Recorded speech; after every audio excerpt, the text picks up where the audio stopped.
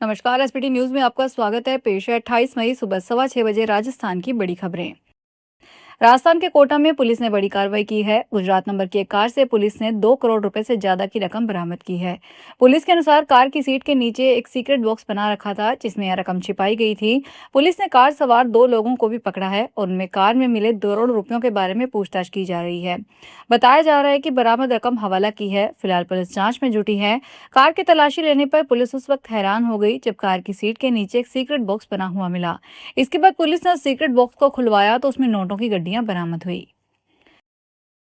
राजस्थान के मुख्यमंत्री भजनलाल शर्मा ने प्रदेशवासियों से वर्तमान में नौतपा के कारण भीषण गर्मी और लू के दौर में अपने स्वास्थ्य का ध्यान रखने और प्रशासन एवं स्वास्थ्य विभाग द्वारा जारी दिशा निर्देशों की पालना सुनिश्चित करने की अपील की है।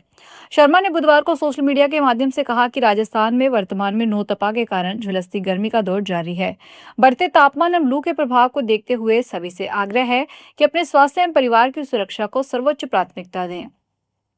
राजस्थान के सीमावर्ती क्षेत्रों के विकास को नई गति देने के लिए राज्य सरकार ने बड़ा कदम उठाया है। मुख्यमंत्री थार सीमा विकास कार्यक्रम और वाइब्रेंट विलेज प्रोग्राम सेकंड के तहत राज्य के 5 सीमावर्ती जिलों के 184 रणनीतिक गांवों का चयन किया गया। इन गांवों में आधारभूत सुविधाओं के विस्तार और समग्र विकास के लिए प्रत्येक गांव पर प्रतिवर्ष 3 करोड़ रुपए खर्च किए जाएंगे।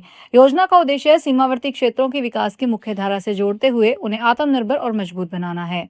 चयनित गांवों में सबसे अधिक श्रीगंगानगर जिले के 68 गांव शामिल किए गए हैं। प्रवर्तन निदेशालय मुंबई क्षेत्रीय कार्यालय ने साइप्रस स्थित अवैध ऑनलाइन सट्टेबाजी प्लेटफॉर्म पारीमैश मामले की चल रही जांच के तहत मंगलवार को महाराष्ट्र, राजस्थान, दिल्ली, गुजरात, दमन और उत्तर प्रदेश में 17 स्थानों पर धन शोधन निवारण अधिनियम 2002 के अंतर्गत तलाशी अभियान चलाया। तलाशी के दौरान लगभग 1 करोड़ 56 लाख रुपए की चल संपत्ति जब्त की गई। इसमें लगभग 1 करोड़ 20 लाख रुपए की नकदी भी शामिल है। विभिन्न बैंक खातों में जमा लगभग 3 करोड़ 80 लाख रुपए की धनराशि फ्रीज कर दी गई है। तलाशी के दौरान कई आपत्तिजनक दस्तावेज और डिजिटल उपकरण बरामद कर जब्त किए गए हैं।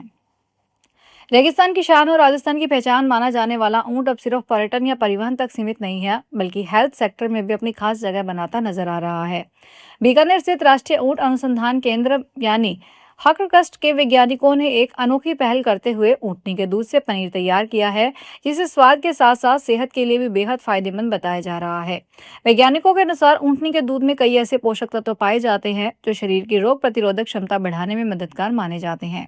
यही नहीं, डायबिटीज के मरीजों के लिए भी ऊंटनी का दूध लाभकारी माना जाता है। मिसेज राजस्थान 2026 में इस साल 2 महिलाओं के सिर पर विजेता का ताज सजा। सिल्वर कैटेगरी में उमा मीना और गोल्ड कैटेगरी में श्वेता कंसाना मिसेज राजस्थान 2026 बनी।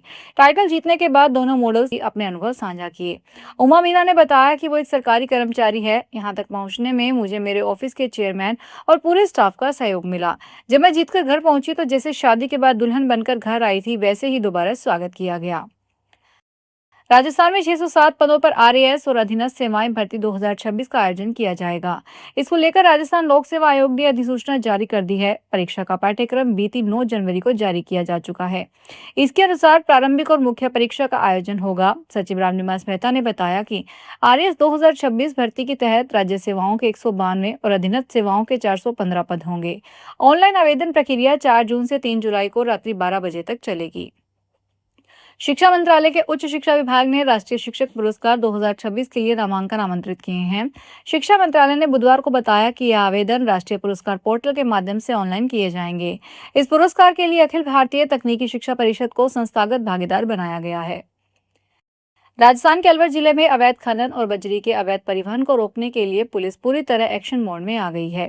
अलवर पुलिस अधीक्षक सुधीर चौधरी के निर्देश पर जिले भर में अवैध खनन, निर्गमन और भंडारण के खिलाफ एक विशेष अभियान चलाया गया। इसी अभियान के तहत बुधवार को पुलिस ने रैनी थाना इलाके में माफियाओं के ठिकाने पर अचानक दबिश दी। पुलिस ने छापेमारी के दौरान अवैध बजरी खनन और ढाने में इस्तेमाल होने वाली भारी मात्रा में मशीनों को अपने कब्जे में ले लिया।